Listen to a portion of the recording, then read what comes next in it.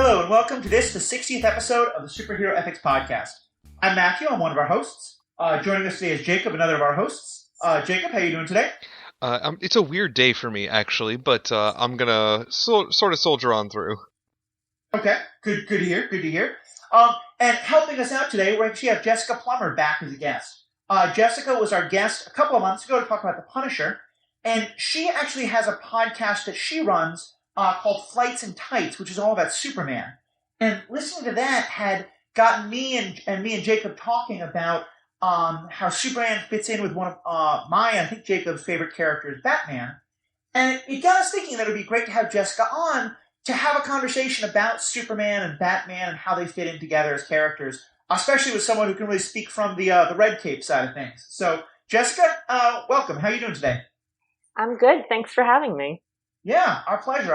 I have, as I've said, I've been really enjoying your podcast, and I know we're going to have a link to it. Thank you. In the show notes. No, definitely, and it's especially because I will say, and this is kind of a way of framing it at the very beginning, I have definitely been not the biggest fan of Superman. When I was starting this podcast, I was very much more on Team Batman, and have always approached things that way. And your podcast has really given me a chance. Your podcast, and also some of the comics that Jacob has gotten me to read recently that we've done episodes on, like the recent Red Sun, and before that, Jacob, I'm blanking. Kingdom what was Come. the comic we did? Say again? Kingdom Come. Kingdom Come, thank you, yeah. No, both of those have really helped to kind of expand my idea of Beyond Superman. So I'm really looking forward to this conversation. And I might say, just by kind of jumping in, Jessica, what is it about Superman that makes him a character that you're so drawn to and wanted to make your podcast about? I've loved Superman. I wasn't a big superhero person as a kid, but I always found something about Superman really appealing. And then I went through a period in high school where I was like, nah, Batman's better. Because I was angsty, because I was a teenager. And then I kind of resettled into my own naturally optimistic self and found myself gravitating back towards Superman. I think that optimism, that sort of sunshiny daylight aspect of him really appeals to me. I love the mid-century Americana-ness of it all. I love the idea that he looks like this ordinary guy, but he's capable of doing so much. And I really love the way that it sort of combines all of these multifaceted American narratives where you have the rural setting as well as the urban setting. You have an immigrant narrative, but you also have a heartland narrative. You have all of these aspects of what it means to be American bundled up in one character at the same time. And I think that that's really powerful. And I love his supporting cast. I love Lois. I love Jimmy. Supergirl is my favorite character of all time. I just love the whole shebang. It's interesting that you describe it that way, especially because, and maybe this is accurate or maybe it's not, but for me, I've always thought of Superman and Captain America as very much parallels to each other. In that sort of they represent, the Boy Scout, the good one, the optimism. And so one thing I'd never thought of before, but thinking about Superman as representing rural America, as well as metropolitan, but rural in his roots, in contrast to Captain America, who is so very much a product of city America. Mm-hmm. Yeah, absolutely. One thing that so in college, I managed to scam my way into writing not one, but 2 undergraduate theses on superhero comics, because we had to write one for each semester of our senior year. So in the fall, I wrote about Supergirl, and in the spring, I wrote about Gotham and Metropolis. And one of the things that I said in my Gotham and Metropolis one that I still really feel is true, most of it was not the best thesis ever written, but this I stand by, is that the actual arc of Superman's narrative allows him to, as I said, embody all of that Americanness in a way that if you were missing any one piece of it, it wouldn't. So if he had come from outer space and landed in the city, he would always be an alien in the city. He wouldn't have that sort of earned Kansas-ness to him. Right. But if he had landed in Kansas and never gone to the city, he'd always be the outsider. But when you combine that, what was a very, very prominent narrative at the time in the 30s during the Depression, the last years of the Depression, this urbanization of the country with these farm kids coming to the city looking for work and looking for a more cosmopolitan life. Like, that is very American. A refugee fleeing an uninhabitable home, that is very American. Being in a city is just as American as being from the middle of nowhere in Kansas. But in order to really authenticate that Americanness, he has to be all of them at once. No, that makes a lot of sense. And oddly enough, it might be part of why I've never really identified with Superman quite as much, is because for me, I am someone who grew up in New York City. And I always had a kind of a weird feeling about those who emigrated to the city. I think as the way you're describing it, like Superman did. But as well as just many people who I certainly knew in my 20s when I lived in the city. But Jacob, what about for you? I know Superman's obviously a character who you have a lot of feelings towards, having recommended now a couple of great Superman comics, or one of which I guess Jess Dunks had. But where do you come down with Superman? What's been your perception on him as a character? One thing that, honestly never really occurred to me until Jess brought it up just now, until Jessica brought it up, is that the whole growing up in rural America and then moving to a big city part of Superman's narrative, which we see more in the human interest Superman stories, the ones where his role as a journalist at the Daily Planet is more prominent and is part of the conflict sometimes when he's trying to fit in or work with these people who've been in this environment the entire time. And for me, I actually really strongly identify with that whole, I grew up in Bufu America, as it were, and then have moved to, I guess, not the big city, and Madison's not small by any means, but it's not like a major metropolitan area. So it's funny that particular aspect of Superman that I really should very strongly identify with just never even occurred to me. I've always been a fan of Superman stories where he gets to be, I don't know, a better way to say this, he gets to be weak or he gets to be vulnerable in some way.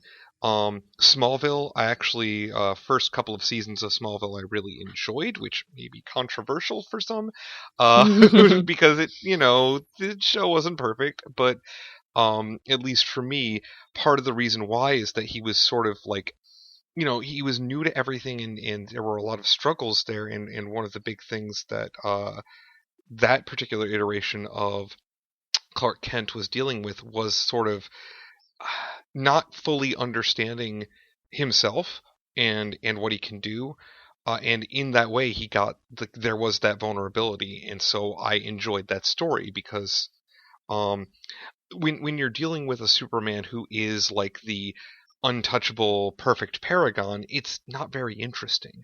So it really, really depends on the story whether I'm pro or against Superman. And by against, I mean don't like that Superman story. And just one other thing I'll add is that there's a small number of them, but there are some Superman stories where we have this whole the Superman is alone narrative that's really more Batman shtick, and when they give it to Superman as well, I just feel like that's not the space that Superman needs to play in, if that makes sense. Because that's one of the things I like to contrast between the two characters.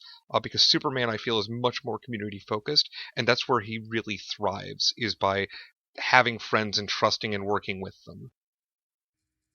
And I think that's something we're definitely going to talk about, because I think, and Jessica, I know you had pointed this out as something to put on our agenda, that on the surface, Superman seems much more the communitarian, Batman seems much more the loner, and certainly in terms of their relations with things like the Justice League that plays out. But then Batman has Robin in a way that Superman never really does. And so I think, it's definitely a great point we're going to dive into. I think just kind of rounding it out, I think for me, you both kind of got into this. I think the reason I've not been that interested in Superman as a character for a long time, and it's been changing more recently, I think is because he always seemed so perfect to me. And he always seemed a character who didn't have weaknesses, and thus it was never really in doubt if he was going to win, but also didn't really seem to have flaws. And some of the stories that I think I've been most interested in have been either the stories where, when paired with Batman, I think there's a little bit more of the two of them sort of playing off of each other, but also, especially in Kingdom Come and Red Sun. And Jessica, I'm curious if you think this is something that's a sort of a common trope in Superman stories, or is more of an outlier. Ones where the main villain in the Superman story is Superman, where Superman gets to be both the hero and the villain, and that's sort of what he's battling is both his ability to do all these great things, but then the problem is the potential dangers of how far that can go. Is that, do you think that's an accurate description of those stories, and is that something you see in a lot of Superman stories, or is that kind of an outlier?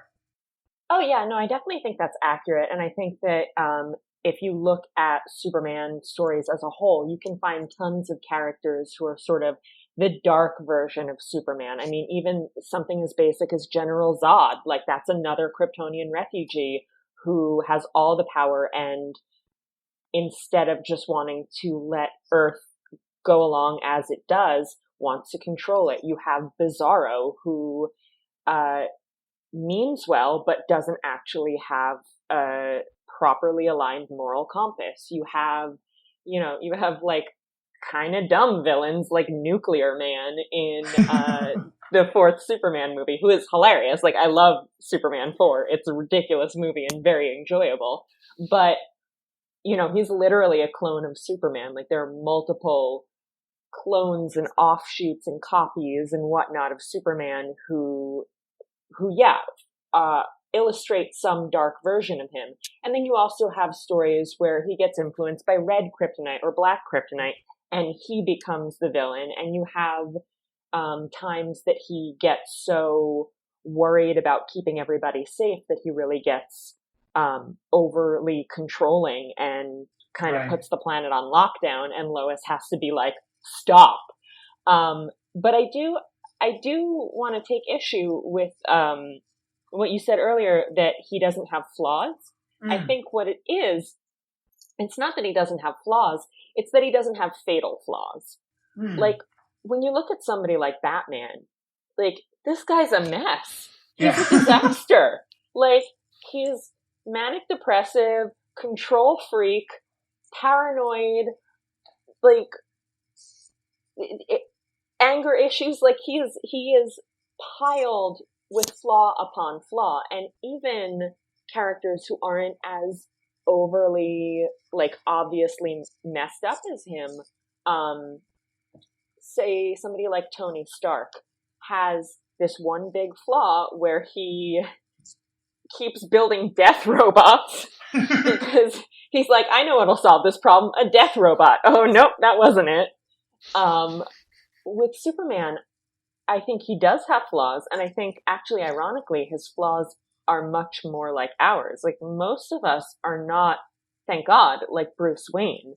Most of us, like, we're not always totally honest about who we are, and we can be a little self-righteous, and we find it really hard to tell that person that we have a big crush on that we have a big crush on them. When you look at Superman as Clark Kent, you see just an ordinary person doing his best with those more realistic, I think more relatable sort of rom-com flaws. And I'm not saying that, like, I don't also sometimes relate to just wanting to crouch on a gargoyle in the rain and be sad, because I do. We were all in high school at one point. Yeah, like I said, I was totally Team Batman in high school. But I do think that if you're looking for a massive Achilles heel in Superman, you're not going to find it. But if you're looking for moments where you're like, Clark, come on, they're all over the place. So here's the thing about that, though, and I think this is why I've sometimes struggled to connect with Superman and have not found the connections to Clark Kent / Kal-El that I sometimes feel when I'm watching Batman stories, is that you're right. Batman is broken. Bruce Wayne is a broken person. In a lot of ways, most of the time, Superman isn't. It's not that he's not. It's not that he doesn't have flaws, but his flaws aren't. They don't have that level of gravity, right? Where he's like trying to really get his stuff together, right? And for me, I kind of identify a little more broken than I do. Okay, I've got everything figured out, and I've got my nice moral center. Although, as a contrast, that is part of what makes Superman stories very interesting, is because oftentimes his clear moral center is then used to paint him into a corner, which makes it again, it's a way to make the story interesting while still featuring Superman and all that Superman can do.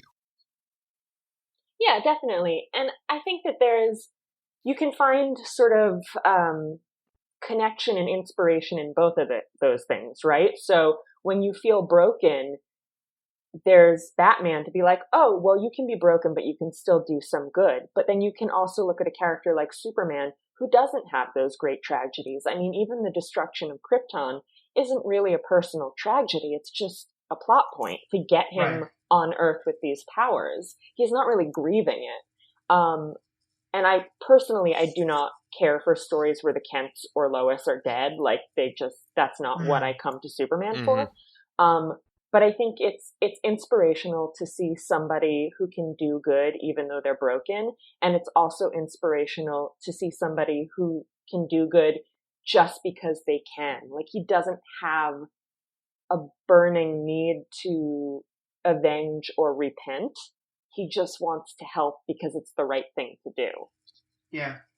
I think that makes a lot of sense. And to me, it brings up two things. One is that, and I know I've heard you comment on this before in a way, I feel like Superman and Batman are to some extent it feels like, I know they came about at fairly similar times historically, but the images that we now have of them, Superman to me feels like a character of the 50s and 60s, of a time of American optimism, of when we feel like we can do anything. Batman, I feel like, really comes into his own in a time of cynicism, and when we do want to when every hero has to have great flaws. And part of what I'm thinking about in terms of this is I feel like anytime we're comparing the two characters, we're almost always looking at the way they're being portrayed in media, because they've both been portrayed in such different ways. And I think of, like, the Batman, the Superman that I think of as kind of some of the great media ideas of Superman, like the Christopher Reeve and some versions like that, where it is much more about the optimism. At the time those are being made, we're getting Batmans that are, the na-na-na TV shows, almost comedic in how silly they are. Whereas today, I kind of feel like we're now in a Breaking Bad era of TV and movies where everything has to be dark and gritty, and that feels right for Batman. And as I think you and I have talked about, it feels like even Superman kind of has to be made dark and grittier, which doesn't really fit the Superman that you're discussing. Yeah, I mean, I also think that, every era has its Batman. And so, obviously, like, Golden Age Batman, initially, like, he carried a gun and he was fighting vampires and he was, like, outright killing people. I mean, so was Superman. Those dudes killed a lot of people the first 2 years. Like, you definitely had that darkness early on, and it was lightened real quick, like within a year with Robin. Got super duper campy by the 60s, and you have the Adam West show. When the first Tim Burton, Michael Keaton Batman movie came out, people were furious. They thought that Batman was ruined. It was way too dark. Now we look at that movie and we're like, this is kind of campy. Yeah. But, like, I think in a lot of ways, there's actually more affection now for the Adam West show that goes all the way into camp than the Tim Burton one, which is kind of sitting in the middle. But at the time, people were appalled. And over the course of the movies, Batman has grown increasingly dark until we have whatever the hell Ben Affleck is doing. Right. But we also have the Lego Batman. It's a sliding scale. And I think a big part of the problem with Superman is that, like you mentioned, Christopher Reeve, he was like, the popular culture perception of Superman was really locked in 1978. And Right. there has not been another mass media property that has gotten anywhere close to that level of iconography.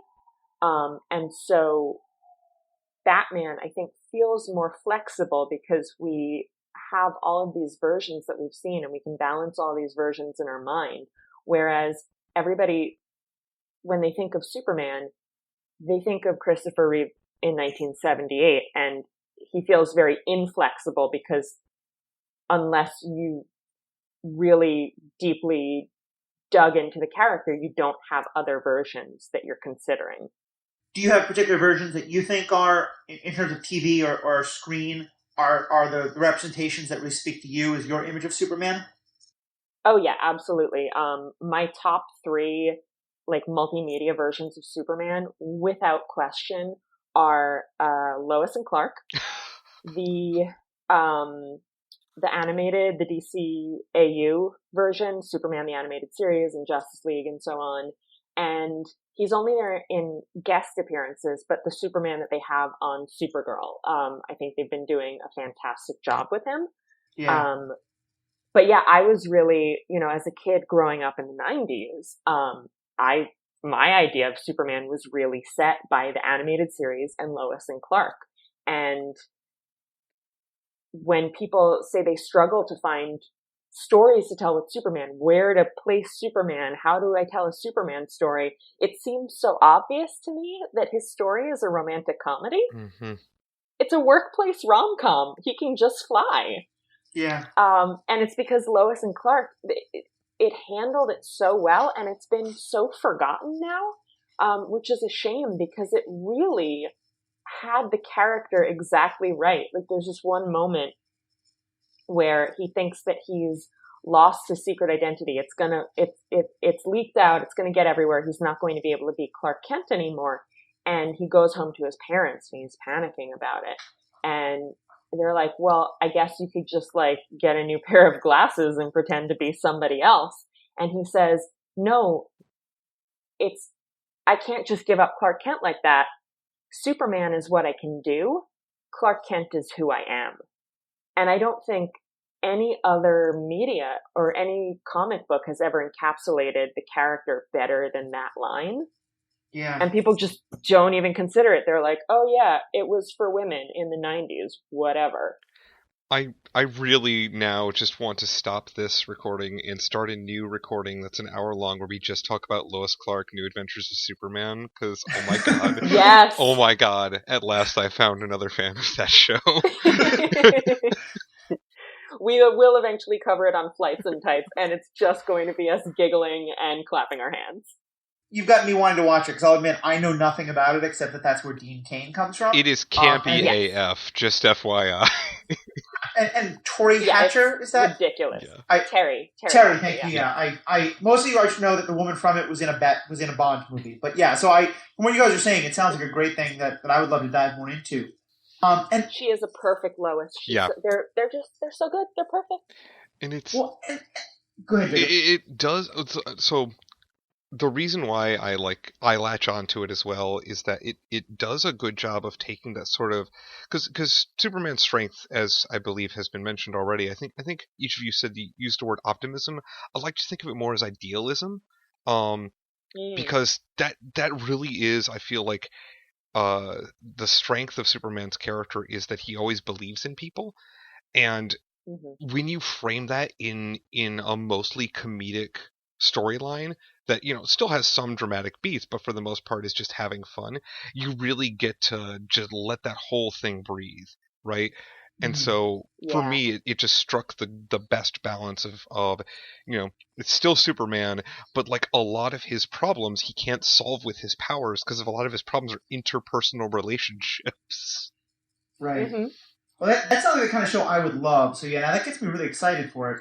And kind of pulling us back to the crux of this episode in terms of putting Superman and Batman in conversation, I really like, well, first of all, Jacob, what you're saying about idealism, because I think that matches well, because I think that's one area in which him and Batman are so different, because Batman is the exact opposite. He never believes in anyone.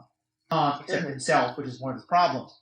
I'm also really struck by what you said there about how for Superman, or what I guess we should say for Clark, Clark is who he is, and Superman is what he does.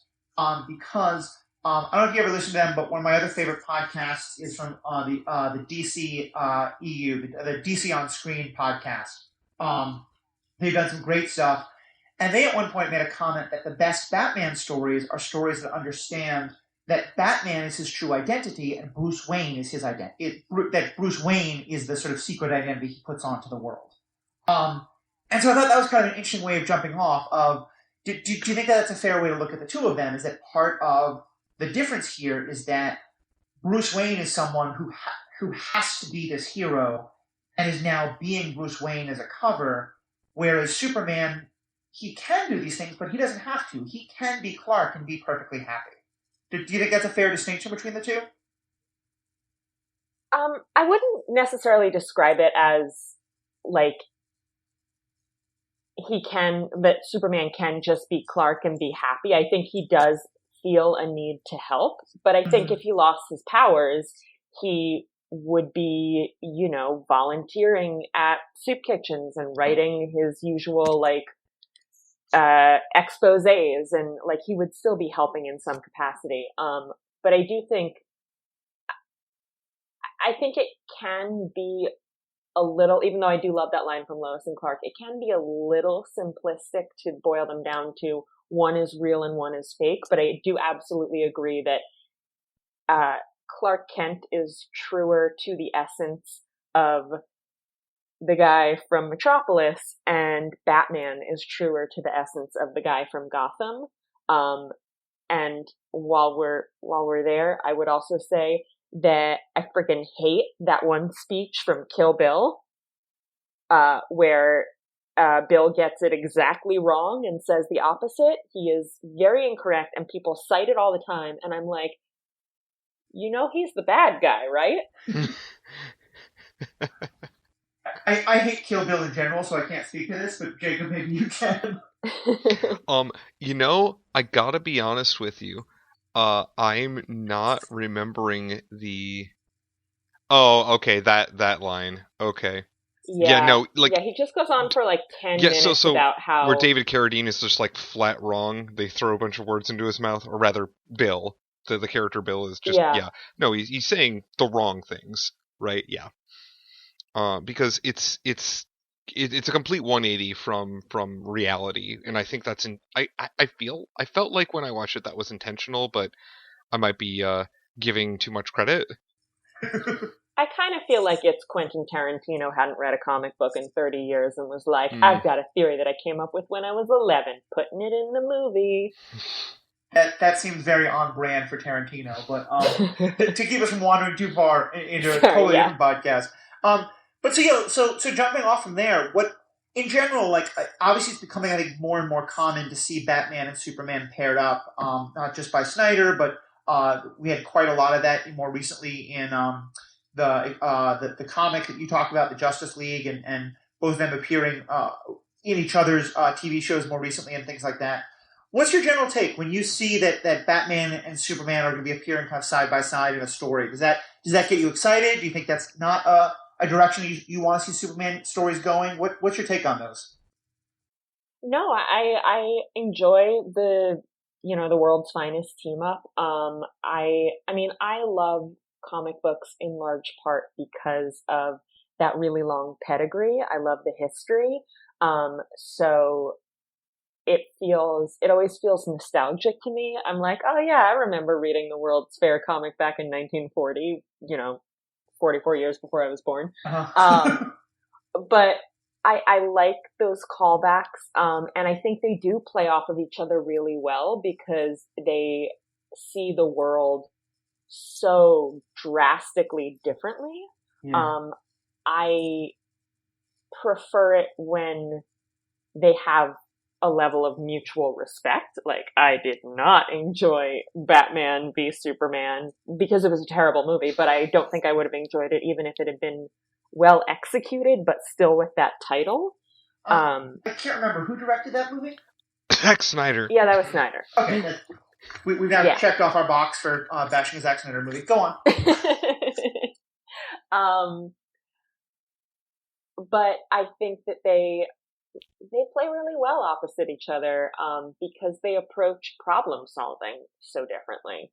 And that's always something that you want to see in a team up rather than having two people just sort of agree on how they're going to tackle whatever the obstacle is.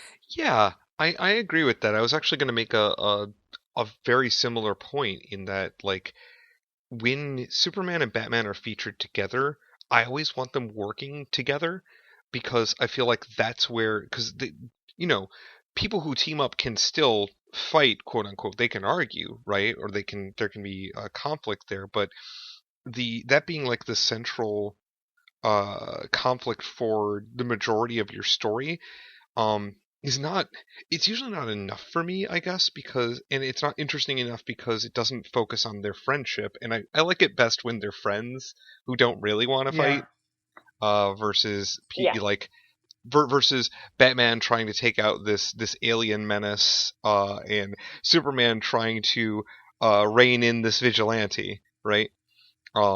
Which is again why I really like the animated series continuity, JLA in particular. The Batman and Superman episodes where those two interact a lot are really, really good. Yeah. I also have always enjoyed, I don't know if you guys, Jacob, maybe you have, if you've read the just like Batman, Superman comics, like they're not called World's Finest. It's usually just called Batman/Superman or Superman/Batman. There have been a few iterations of them, but they've been doing them pretty much for most of the 21st century, I guess. And what's fun about them is that they do parallel narration boxes. So not only do you get to see what both of the characters are thinking all the time, but often, especially in like the earlier part of the run, back in like the early 2000s, their narration was literally parallel in, like, you'd see Bruce's thought bubble being like, he's the greatest man I've ever known. And then you'd see Clark's being like, he's the greatest man I've ever known. And then Bruce would be like, but he doesn't understand me. And Clark would be like, and I understand him so well. And the whole comic would be like that. And it was like, I mean, it was over the top, like, beautifully, tragically homoerotic to begin with. Like, it was hilarious. I'm glad you went there, because as you were describing that, I'm thinking, I've never thought about this much, but there has to be a whole world of Batman, Superman / fiction out there, right? Like, oh, it is vast. Almost assuredly. Like, I'd be disappointed if there wasn't. I would go write some if there weren't. Absolutely. It is, you know what? I will check out the AO3 right now. No, but I think I really agree with you, especially, first of all, those comics sound amazing. I would love to read them. But first of all, I think we're all pretty much in agreement on Batman vs. Superman being a very bad representation of the two. But I think for me, what has always drawn them, and I think you guys were both sort of getting at this, is the extent to which each of them kind of reins in what I see as the extreme of the other. You know, in that, to me, I part of why I started this podcast and this webpage to begin with is I'm really interested in questions where you need to find a middle ground because there's a danger of going too far either way. You know, the danger of trusting too much in authority versus not trusting at all, or the danger in, you know, being too much focused on yourself versus on others, or vice versa. And I think, to me, especially in the Justice League and the JLA show, what I really loved most is the episodes where Superman is being a little bit too trusting and a little bit too optimistic, and Batman is kind of poking holes a little bit and saying, wait a minute, are we sure about that? Or where Batman is saying, like, is being a little bit too cynical and is not trusting anyone, and Superman has to be the one to push him to say, like, look, maybe this person really does mean well and maybe we really should trust him. And this actually could kind of get to the next question, but do you think it's fair to say that they kind of work best when they're foils to each other a little bit, that when they're sort of each playing off that they're each there to sort of bring out that side of the other? Yeah, definitely.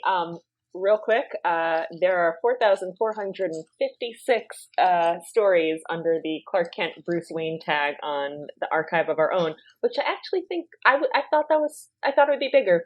Yeah. But Clark's married. I get it. But yeah, no, I definitely think that they play really well off of each other in exactly the way that you're talking about.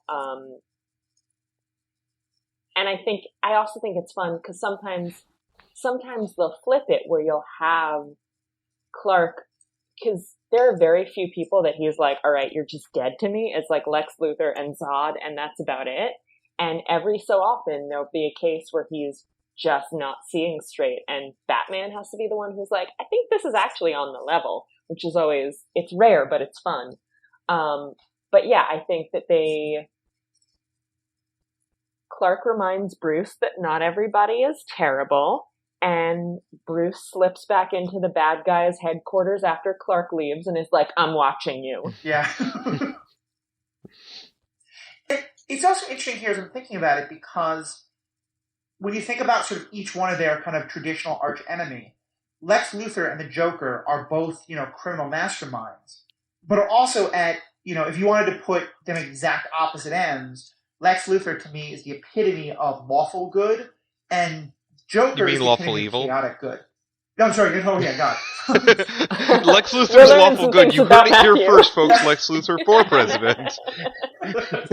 Hey, listen, we already did an episode about Lex Luthor as president, and the Secret Service came to our door. I don't want to do that again. No. This podcast is sponsored by LexCorp. Yeah. Exactly.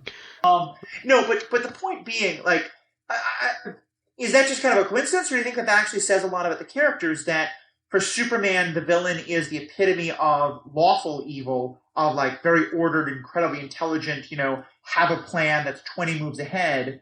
And for Batman, it's pure chaotic evil. It's the Joker. It's utter randomness that you'll never be able to understand. I mean, I think it does make sense for their characters, but I don't think that they're necessarily exact opposites. I mean, I agree with you that Lex is lawful and the Joker is chaotic. Yes, that's definitely an opposition. And I do think that, Bruce, the worst thing that ever happened to him was random crime. Like, I don't think it works when the story is, oh, actually somebody was after Thomas Wayne because blah, blah, blah. No, it was a random mugging and it went south, and his entire existence ever since has been about imposing order onto that chaos. One of my biggest objections to Gotham, but sorry, go on. Gotham the TV show? Or yeah. The city? Oh, no. Gotham the TV show okay. gives Joe Chill a planned motive for killing the Waynes. And I think you just perfectly captured why. But sorry, go ahead. So you have no problems with the great city of Chicago. No, I agree with you. I totally hate that. And I also am not a huge fan of, this was the reason Krypton blew up, besides just like natural stresses or possibly like, not man-made, but Kryptonian-made natural disaster, like their version of global warming. But like right now there's a storyline going on where it was like a dude who did it, and I'm not about that. Right. But I think if you take it too far with Superman, then that sort of implies that Lex is for order and Superman is chaotic good, which he definitely isn't. I think that on that side of things, it's more that Lex represents capitalism and authoritarianism, and Superman represents the little guy and communalism. Which is interesting, because some of the Superman stories I have read, Superman takes an authoritarian line or bent in trying to bring in trying to fix things, because he still ultimately seems to care more about the preservation of life above all else, and sometimes that does mean that he doesn't necessarily like. I guess how best to put this. He doesn't always choose the freest option. I guess the one that preserves Yeah. everybody's freedom. If instead there's a way to preserve more life.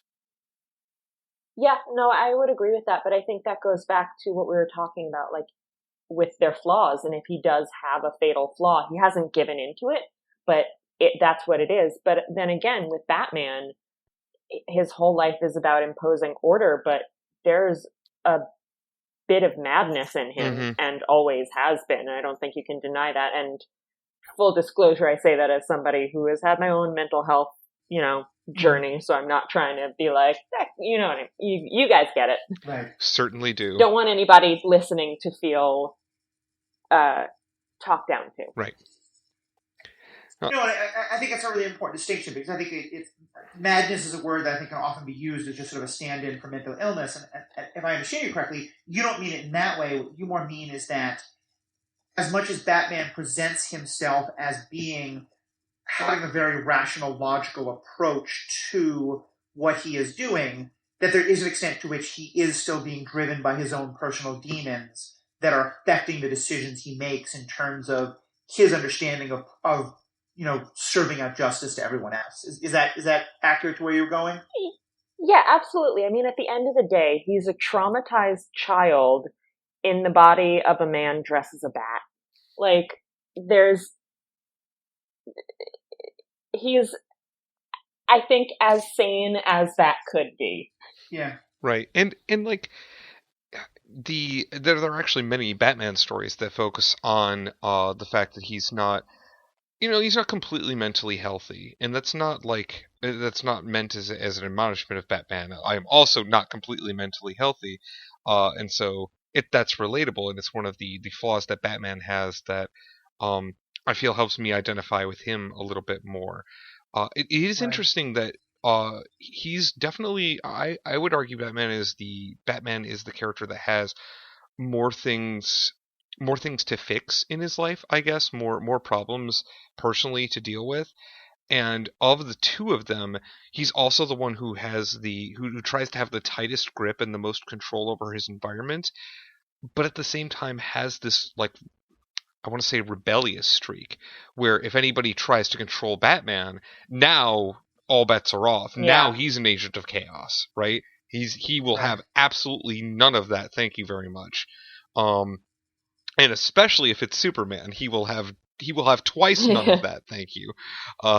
None of that to the second power, which is still none of that. Well, not to get too metaphorical here, but I do think that Clark Kent probably learned at a very early age that if he held something too tight, it would break. Mm-hmm. Yeah.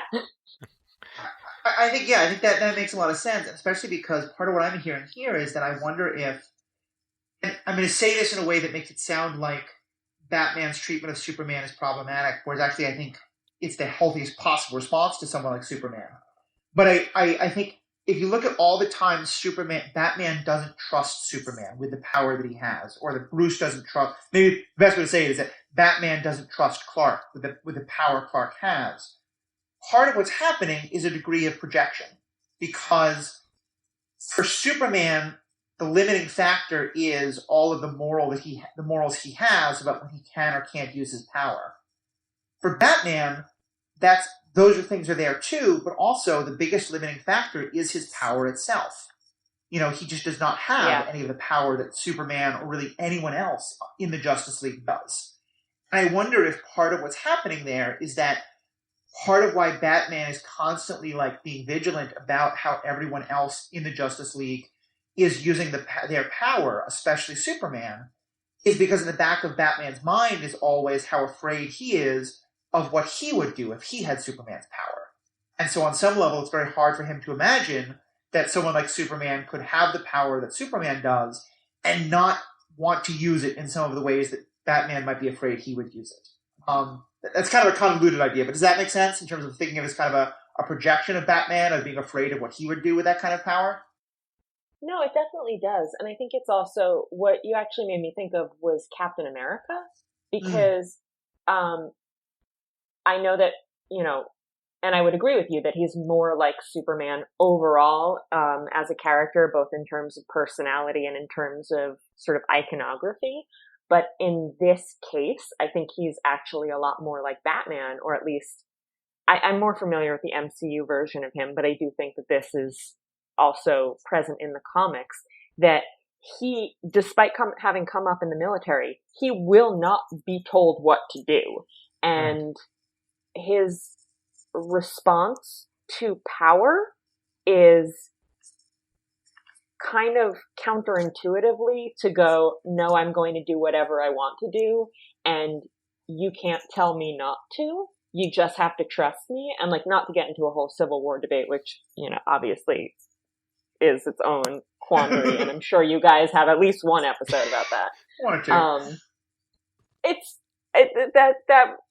That movie is like Christmas for superhero ethics. But this idea that, because there have also been times that, you know, JLA meets the Avengers, like there are crossover stories where Steve's reaction to Clark is, no, you have too much power. You are doing too much. You have to let people do what they want. But he is also very much of the opinion that he should be allowed to apply what he thinks justice is wherever he sees fit. And so does Batman. I think it's interesting that these characters with weaker or no powers are more likely to sort of go, you're not the boss of me. Right. And maybe a bit of that is coming from a place of the cornered kitten type thing, where you know there's this, if you like were to take their overall power level and abstract it into a size, Superman is just so much larger than Batman, right? In that universe where their ability to affect reality is made into an actual mass ratio. Then so Batman is this tiny little kitten in the corner, and Batman's reaction to seeing the giant looming Superman blob is to go on the offensive and be like, no. I'm gonna have my little corner. I'm gonna have all of the control over all of this, and I'm also going to tell you how to responsibly use your power. Interestingly, I find often I agree with Batman when he's doing that, but it's interesting to me that he often wants to lecture Clark on, at least in the Justice League graphic novels that I've read and in the animated series, when one of them is lecturing the other one, usually Batman is lecturing Clark about, you know, what he should and shouldn't get himself involved in or use his power to change. And Clark is usually only telling Batman, hey, are you sure that you've got the right kind of approach for stopping crime or for mitigating crime? Because there is that whole thing where Batman likes to use fear that I don't think Clark is particularly fond of. Yeah. Well, remember, Bruce is a dad. So yeah.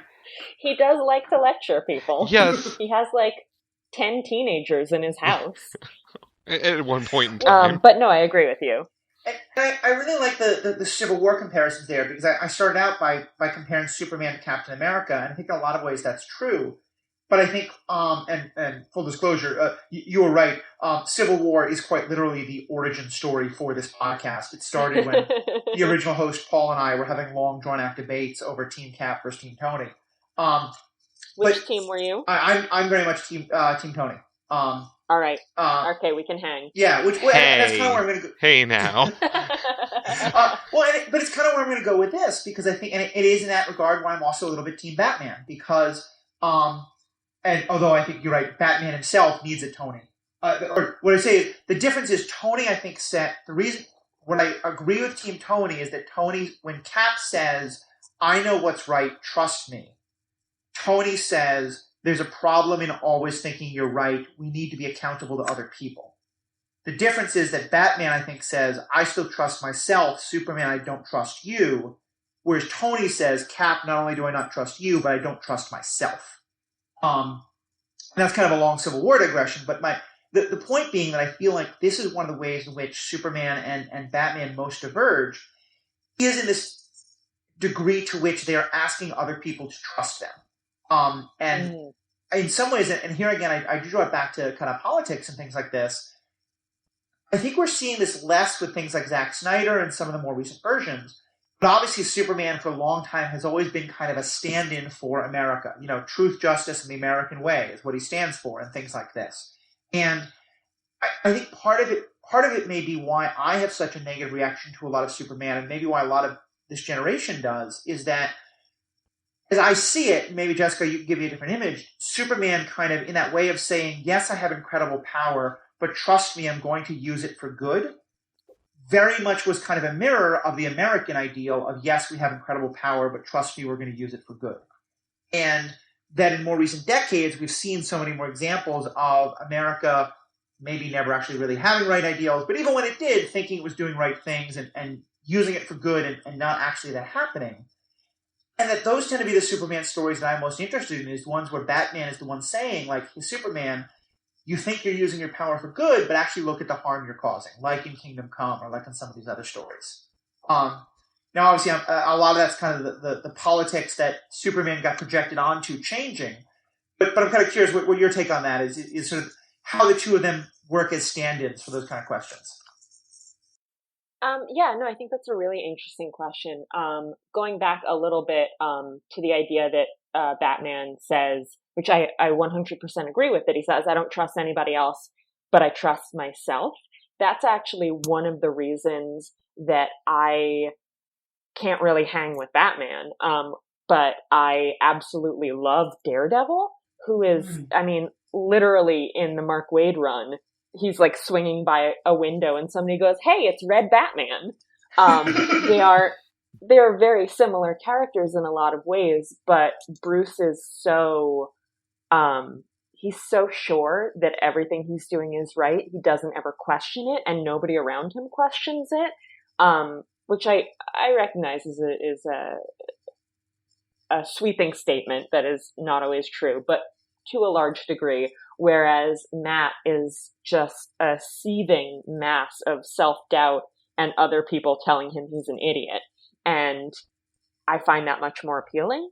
But to get back to Superman and Batman, I see where you're coming from, and I don't disagree. I think that where we are politically, it is much easier to sympathize with the wanted vigilante than with the guy who literally represents truth, justice, and the American way. I'm not disagreeing with that at all. But for me personally, especially because I come to these characters very much from their secret identities. Like when I think of them, I don't think of Batman and Superman. I think of Bruce and Clark.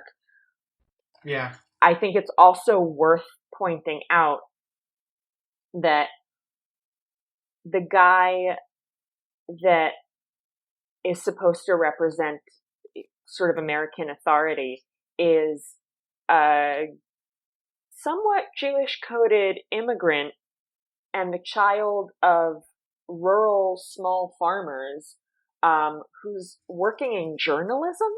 Yeah. And the guy who's supposed to be the underdog that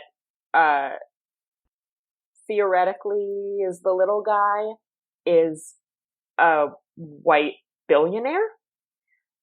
And there's that first level where it's like, okay, yes, Superman is literally coming down from above and he has all this power and he's imposing it on people. And I totally understand why people would see him as an authoritarian or even a fascist figure. I don't think that a deep dive into his comics really supports that, but I understand that that's where the iconography can go, and I get that, and I wouldn't deny that that is a reading that can be found there. And I think especially when you add in like all the Christ metaphor stuff, especially with the like very evangelical culture of our country, that can also get very oppressive. But I think it's important to remember that Batman is in no way underprivileged or lacking in power. He has the thing that is in fact the most powerful in our world. He has it to a ludicrous degree. And I find it very hard to see him as more trustworthy, because at the end of the day, he's a rich white guy who was raised by his butler and decided that he was going to make the world the way he wanted it to be through violence. I mean, I think there's a reason why the most significant villain in Superman stories is the wealthy, smart guy, and that is the hero in Batman stories. And I think, like, you have an excellent point there, Jess, and one that I think I was intending to make, but I'm glad you did. I feel like you put it much better than I could have because you're right. There's this thing with Bruce that they don't always go into, but there's this whole slice of challenge within life in general that, like, we see Matt Murdock and Daredevil having to struggle with, or Luke Cage having to struggle with, and at times, depending on the depiction, Clark Kent has to struggle with it, that Bruce/Batman just gets to completely write off, because he does have a superpower and he is fabulously stupid wealthy, for reasons, I guess. Well, I mean, like, whenever I... Because Lucius Fox is very good at his job, Yeah, I guess. So there's this whole thing where I've always wondered, and I don't know if it was true from the very origins of Batman, because I must confess I'm not completely researched on this topic. I'm not an expert at anything that we talk about here, which, why do we do it? Because it's fun. But Batman... I often wonder why they chose to make him fabulously, ridiculously wealthy. I feel like it had to have been a deliberate choice somewhere along the line. And, like, it does, in this day and age, make him actually harder to relate to and harder to get behind. And I especially love how you pointed out that he's not just a rich white guy, but somebody who tries to solve their problems with violence, or to put it another way, when people don't agree with him, his response is violence.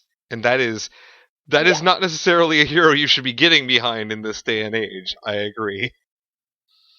Yeah, like, I think you see a lot, especially like on Tumblr or whatever, you see people being like, oh, if Bruce Wayne really wanted to help, he'd give some money to charity. And I think that's also an oversimplification. He does give a ton of money to charity. He gives jobs to people getting out of prison. He really does try to help with poverty and I am not going to pronounce this word correctly. Recidivism? Is that it? Recidivism, yeah. You got it. I got it. And all these other underlying social concerns. It's just that's usually like, one panel, because that's not as interesting as a guy in a bat costume punching a clown. Like, it's not as fun to draw. Like, it's some guy writing a check. So he does contribute that way, but yeah, he also is like, I'm angry because my parents died, so I'm gonna hit you in the face. I mean, that's a topic we've talked about before. To me, my perfect version of Civil War would be where Tony says we need to have some kind of accountability, where Cap says this accountability is terrible, and then we spend 2 hours of bureaucratic wrangling finding a better version of accountability. That would be my favorite movie that doesn't have a big budget.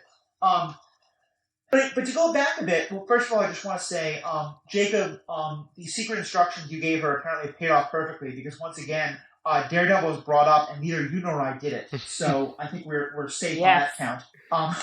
We have had a problem of bringing up Daredevil a little too much, so I was highly amused when you brought it up yourself. But I think I am always that girl, always going to bring up Daredevil.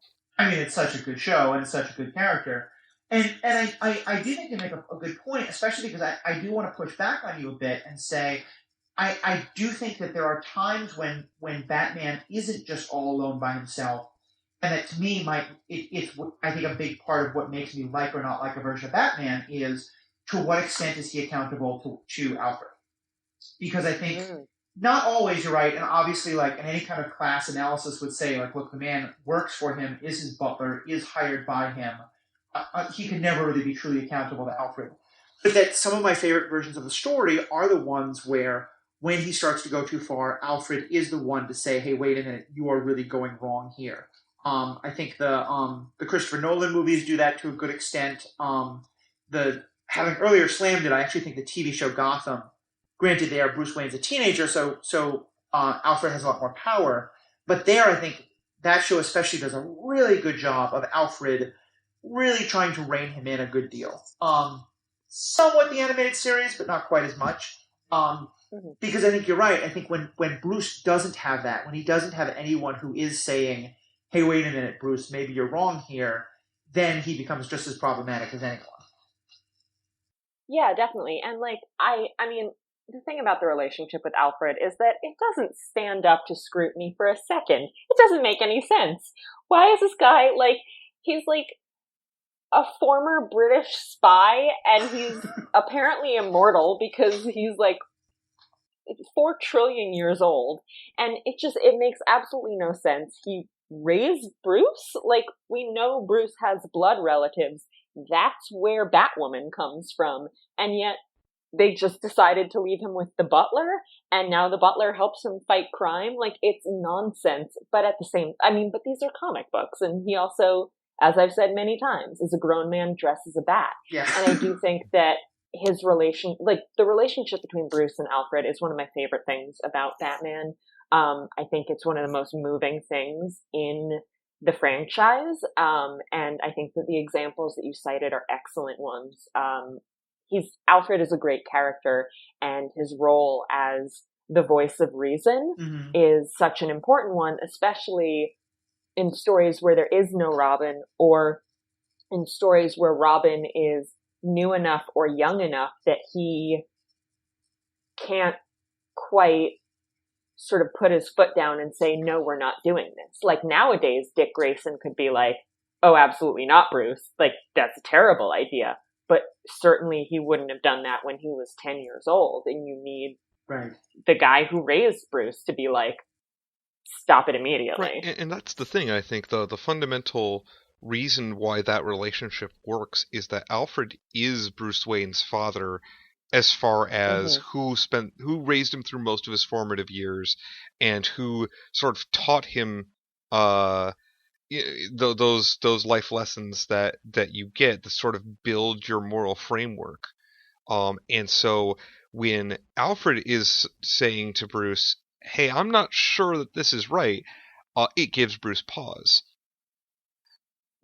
Yeah, absolutely. And I think even though she's not his father, I think Lois fills a very similar role for Clark. I mean, the Kents can do it, and there are other characters who can, including Bruce. But Lois, as this like very unimpressed, cynical, investigative journalist, is always the first one to call bullshit when bullshit happens.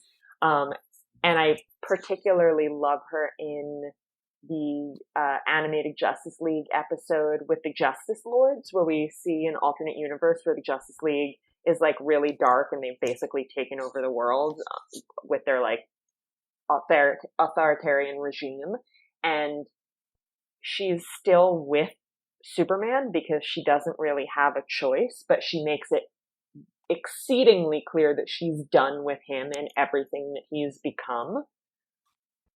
And I think that is a huge part of her strength as a character, that she is in love with Clark Kent, but she's not overawed by him. Which I think is such a necessary thing because, and I'm not even going to say that the Snyder movies did this right, but it's one reason why I'm frustrated with the Snyder movies, because they're the only ones I've seen that acknowledge this as a possibility, but then screw it up. To me, one of the most interesting parts of the Superman story is the idea that, quite literally, a lot of people would see him as a god and would treat him as a god with all the problems that has. And I think you're right, therefore having the Lois Lane character is the person who's like, "Yeah, look, I still get to see you naked. I see you put your pants on just like anybody else does. I know that you're not all that. Like, you still have the same problems everyone else does." Like that, I think, is such a necessary part of the story that we don't get very often. Does he put his pants on like everybody else does? Because he does get into a bath fully clothed, so he might not have figured out that particular Earth aspect. I mean, I guess the whole, like, dressing, undressing of Superman and Supergirl and all of those characters has never quite made much sense to me. But, there's a lot here we could go over. I want you to kind of move along because we've been going for a while. Jessica, one particular point that you wanted to bring up, I wanted to dive into a little more. You talked about how the moral parameters for each of the stories can be a little different, and that can get kind of weird when we either compare them or when we put them in the same story. Can you say a bit more about what you meant there?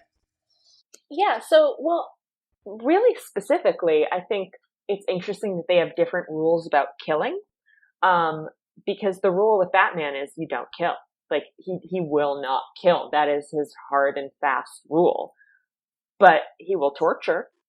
He tortures and terrorizes people all the time to get information. He regularly locks people up in the hellscape that is Arkham Asylum.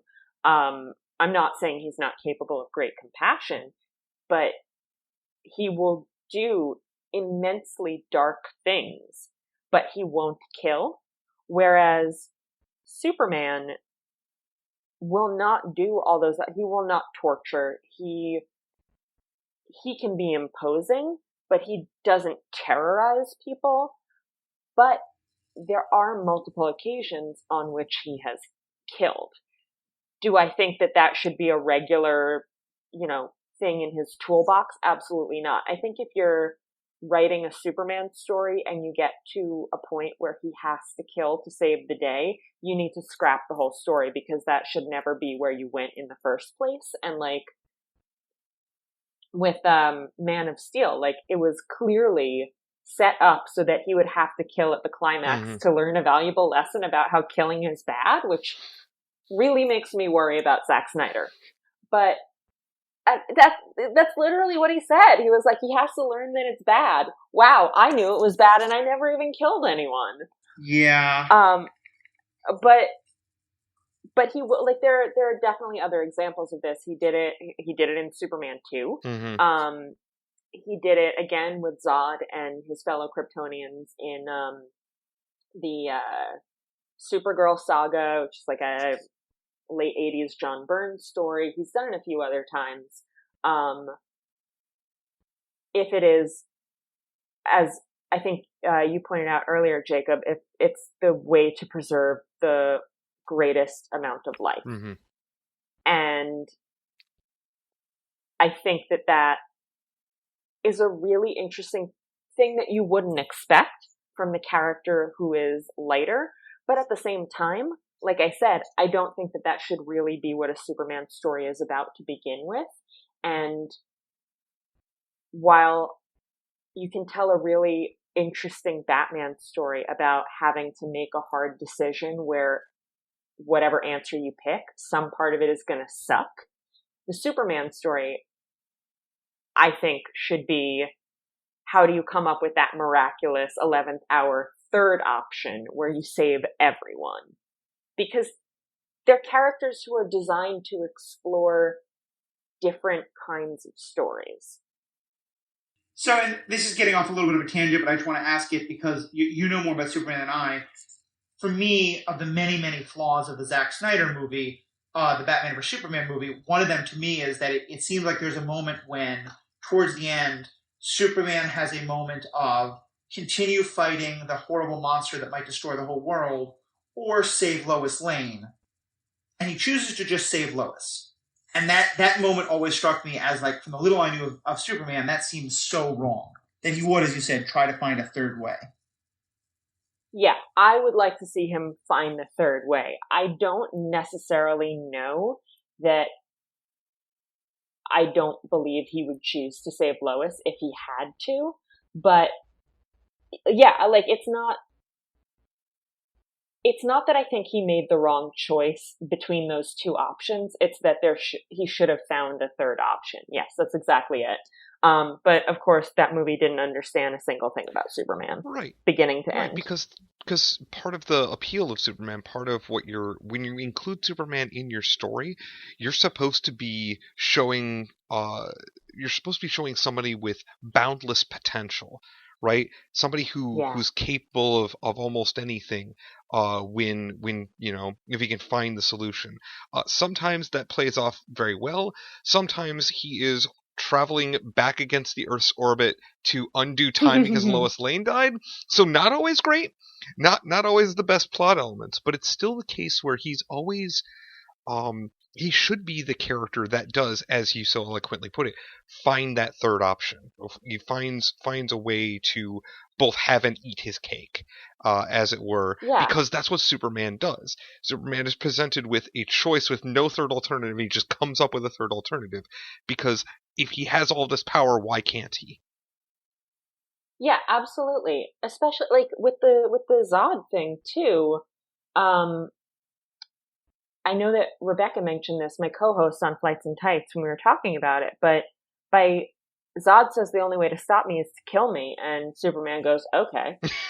Like, you're just falling into the villain's trap. And yeah, like, again, Batman is the character who shows us how to make the hard decisions. Superman is the character who shows us how to find a miracle. Right. I was going to say, to take our the metaphor we used from the Wrath of Khan Star Trek episode, Superman is someone else who has never really faced a Kobayashi Maru, and his shtick is that his power allows him to not ever have to be. Which I guess to some extent I like, because for the most part I don't like that. I want every character to have to face that. But for Superman, at least, he is the one where I could say, okay, his power is such that he never has to face that.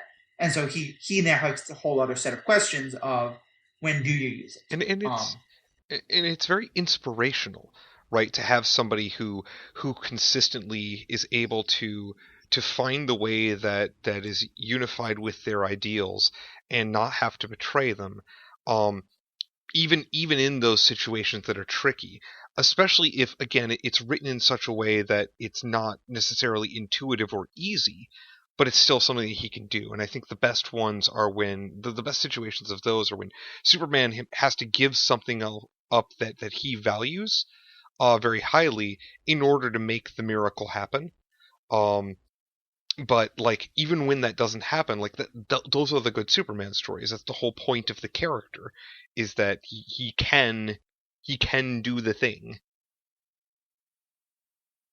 Yeah, absolutely.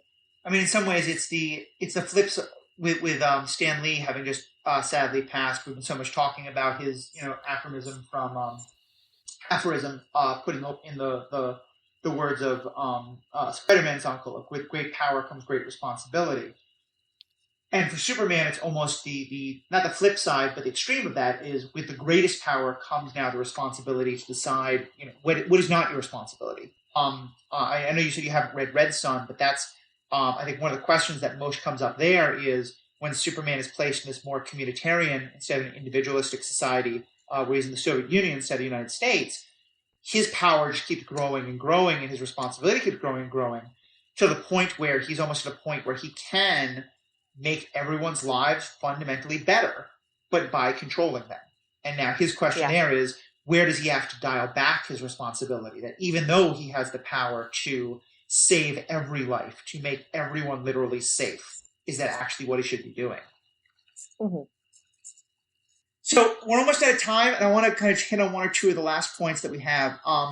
The other thing that we brought up is this idea of solidarity versus team, because they each seem to have their own perspective on it, and that they each kind of flip-flop a little bit. What's your take, kind of, Jessica, on how they each approach this idea of, do you work by yourself or do you work in a team? Yeah, I mean, I brought this up in our pre-podcast email discussion because I think it's really interesting that we think of Superman as a character who's very sort of tapped into a community. Like, he's a people person. He has friends. He's married. Right now in canon, he has a kid. Hopefully that will stay because I love John. And we think of Batman as a loner. But the truth is, Superman operates alone. When he's out there being Superman, Clark Kent is very embedded in his community. But Superman, he doesn't have sidekicks. I mean, he has a literal fortress of solitude. Yeah, that's a great point that I am ashamed to say that I didn't even think of. But you're right. He has literally a building that is called the Go Away Building, and the only way you can get into it is by lifting like a 10-ton key to open the door. There's Superboy, there's a couple of Superboys, and there's Supergirl, but they're not his sidekicks. They don't, even his 10-year-old son isn't like his sidekick. He goes and does his own thing with Robin. He's got a dog who doesn't really help him fight crime either. Like, I don't know what Krypto's up to, but it's not hanging out with Superman. He really kind of operates on his own, and so then you have Batman, who Bruce Wayne is very much a loner at the end of the day. Like, he puts on this front of going to cocktail parties and stuff, but he is not at all embedded in his community. But Batman has, like I said before, he's got like 10 teenagers living in his house. I mean, over the years, there have been 5 Robins, 3 Batgirls, there's Huntress, there's Signal, there's Azrael, there's all the various other code names that those Robins and Batgirls have taken on. There's Alfred, there's that time that he had a hunchback mechanic living in his basement for like a decade. And he's also on way more teams than Superman is. Like, Superman occasionally helps the Justice League. Batman's on the Justice League. He's on the Outsiders. He's on his own weird versions of the Justice League that he made up because he couldn't make the rest of the real Justice League do what he wanted. Logistically it makes sense because he's just a guy and he kind of needs help. Whereas, honestly, what help is anybody going to offer Superman? Yeah.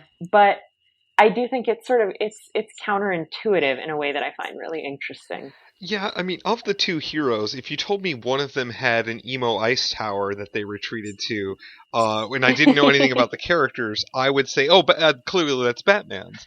But you're like, it's an interesting point because I think one sort of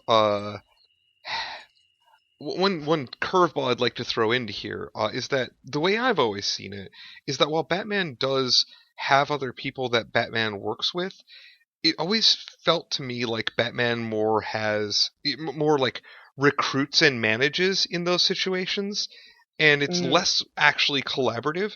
And in this way, the 2 characters are actually pretty similar, where they both have a sort of a unilateral direction for what they want to do. And actually, something you said, Jess, that I wanted to use to emphasize this point. When things are being done the way Batman wants them to be done, he's out. He bounces, right? He's like, nope, can't do this. I've got to have control. I've got to have things going the way I want them to go, and goes and creates other organizations so they can have that degree of control. So I don't actually feel like either of them in their superhero personas and interactions is particularly collaborative. Because of how they go about it. But they go about it in different ways. Superman's not collaborative because he doesn't team up with anybody because he doesn't need to. He's Superman. He can just do the thing. He travels faster than other things, and he's stronger than other things, and when he remembers, he can make things really cold by breathing on them. But Batman, he's got a lot of terrain to cover, and he doesn't have super speed. So Batman probably wants to have, he wants to have people, right? But I feel like the way that he engages with them in doing superhero-y, wow, that's a really bad made-up word.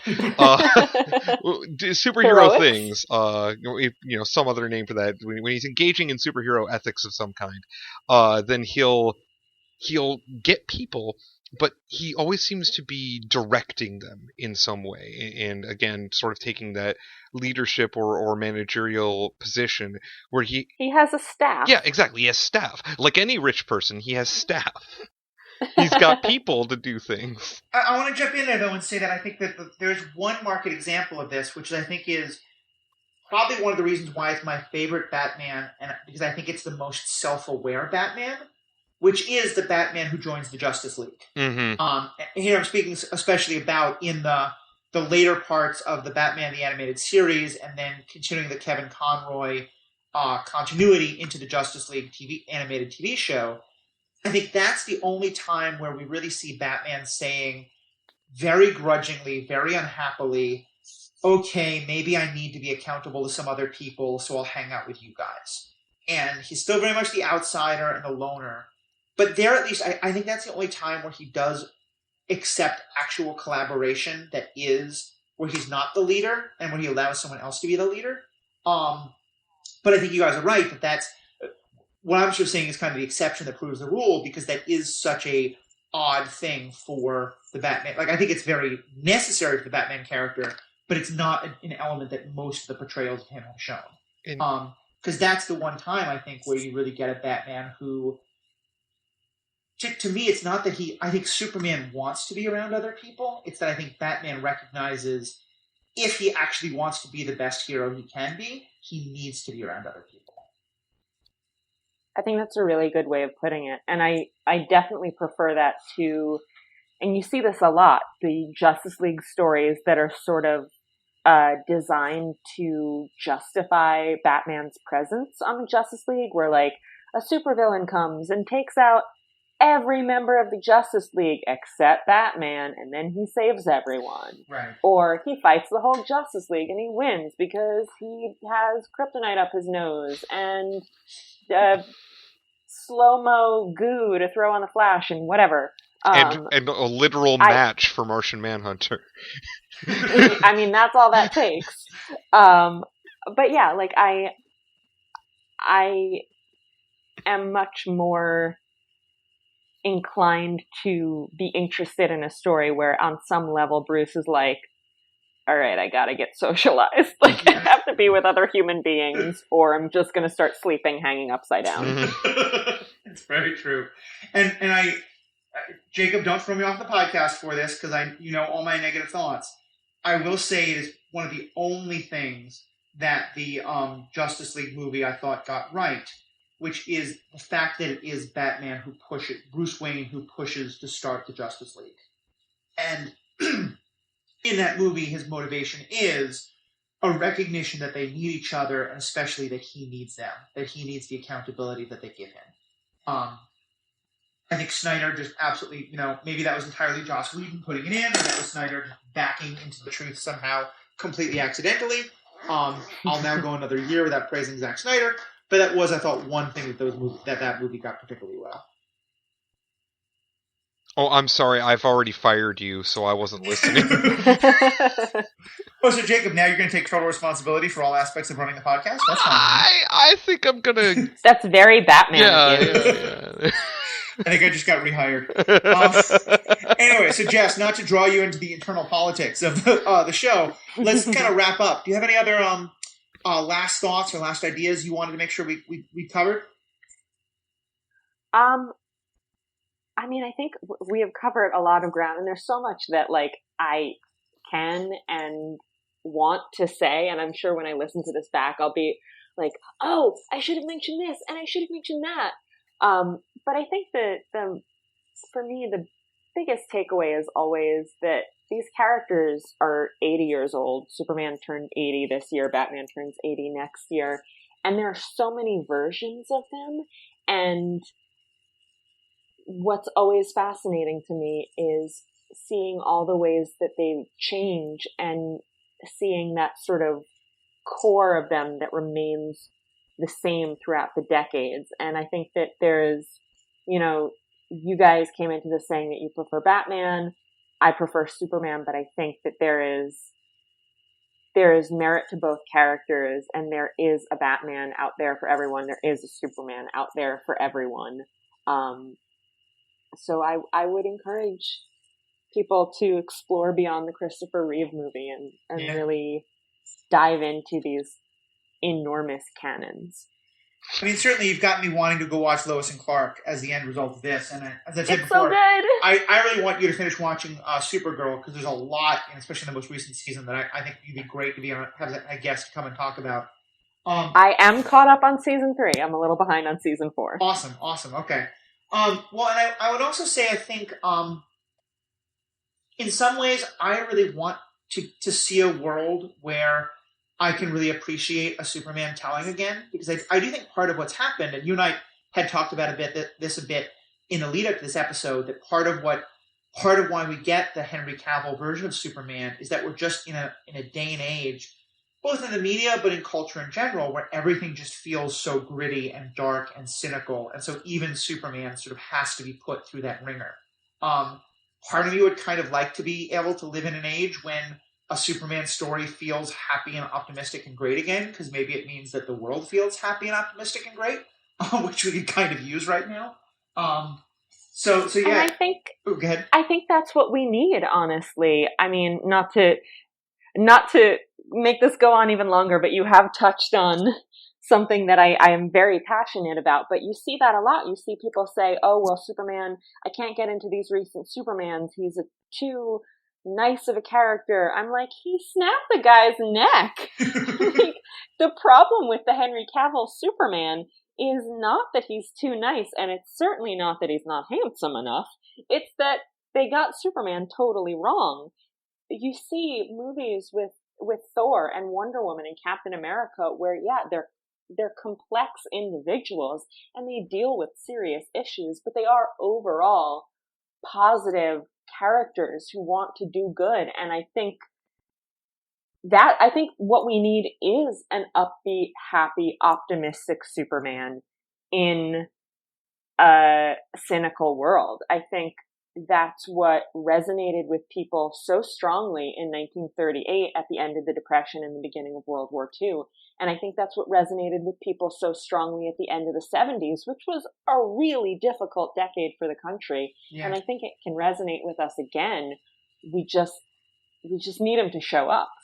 I mean, certainly there were some great articles I saw about a year ago when Crazy Rich Asians, and not a year, maybe a couple of months, Crazy Rich Asians and To All the Boys I've Ever Loved, and they were talking about how not only were those two stories linked by about both being about strong Asian characters, but that also were both very strongly leaning into the rom-com as a narrative model that had kind of been lost and made fun of mostly in the last couple of years. And if nothing else, if we're kind of returning, I love rom-coms, and if we're returning to an era when rom-coms become more popular, and it means we get more of a Lois and Clark kind of take on Superman, that's one I'd love to see, because having never seen Lois and Clark, I've never seen that version of it, and frankly, it's one I think I would love to see more of. Especially because I know you talk about your own podcast, the love story of the Christopher Reeve, Margot Kidder stories is not really the best in a lot of ways. They had great chemistry and not great writing. Yeah. But yeah, you'll know when that Superman rom-com hits theaters, because I will be there weeping into my popcorn with joy. Mm-hmm. I think that's true. Jacob, what about for you? Is there any more that you want to throw out there? We did have a point in here about basically somebody wrote in our little outline, do they need each other? Which I think, boy, I could go for a long time about how Superman and Batman can be seen as the yin and the yang, two sides of the same coin. They kind of complete each other in the times where they team up. But ultimately, I just wanted to throw that idea out and then listen to this later and think about all the things that we didn't say that I wanted to talk about and then have regrets. That's my plan. Sounds good. Yeah, that sounds good to me. Yeah, no, I think there's a lot more to talk about. I think we'll definitely be going back to this, and that's all more reason to just have you back on sometime soon. So I would love that. Great. Well, Jess, thank you so much. And you've mentioned the podcast a bit, but I know also you do a lot of writing about comics and also other great things. If you can take a minute, tell our listeners, where can they find more of you? Yeah, so the podcast, again, is Flights and Tights. It's available through iTunes and Google Play and all your usual podcastery places. I'm also a contributing editor at bookriot.com, and I have my own blog, sadly neglected these days, but I do talk quite a bit about Supergirl in particular. Jess's Somewhat Grown Up blog at active-voice.net/Jess Plummer. So feel free to check me out at any of those places. Awesome. Well, yeah, definitely do check those out. I've been listening to the Flights and Tights podcast. I'm really enjoying it. Christopher Reeve Superman was my first superhero, so hearing you guys have some not positive takes always was a little hard for me at first, but I hear that. Sorry. No, but you have so much love for it and still in a lot of ways, and it's helped me to better understand how much that isn't necessarily the best image of Superman, and then I was listening to what you guys had to say really helped inform me in the discussions that I've then had with Jacob and with others on the discussions we've had about Superman on this show. So thank you for that. Definitely do check her out to all your listeners. And to all of you guys, where do you fall? We intentionally didn't set this up as Batman versus Superman. I think a lot of this is about how the two intention really make for some great stories. But we'd love to hear your thoughts on what are the ways you think the two of them play off each other or don't play off each other. Do you prefer when each of them gets to be kind of on their own and shine, or when they're with each other? What are some of your favorite versions or least favorite versions of the two of them and how they play out? Please let us know. You can find us on email at superheroethics@gmail.com. You can find us on Facebook at Superhero Ethics. We also have a Superhero Ethics page. We have both a page and a group. We are trying hard to sort of steer conversation towards the group, but that we may find that that's not working and change tactics. But for these next couple weeks, we would really love it if you could take any comments or thoughts you have, put them in the Facebook group. You do have to ask to join because Facebook can't seem to have open enrollment groups, but we'll immediately let you in. Join the group, ask a question. We'll get on it. We'd love to have the discussion with you. So on behalf of myself, on behalf of Jacob, on behalf of Jessica, thank you guys all for being listeners today, and we'll talk to you more soon. Have a good day.